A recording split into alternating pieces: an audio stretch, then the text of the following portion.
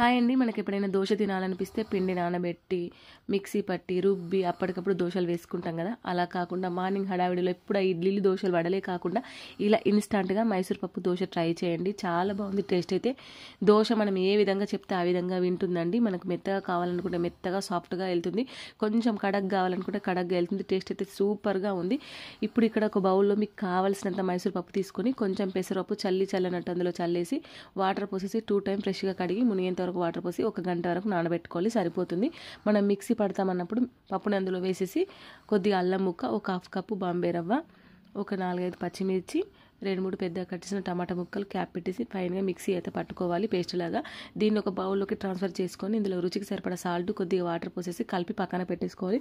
మనం ఎప్పుడు తింటామనుకున్నప్పుడు అప్పుడు వేడివేడిగా ఇలా ఇన్స్టాంట్గా మైసూర్ పప్పు దోశలు వేసేసుకుంటే టేస్ట్ అయితే చాలా సూపర్గా ఉంటుంది.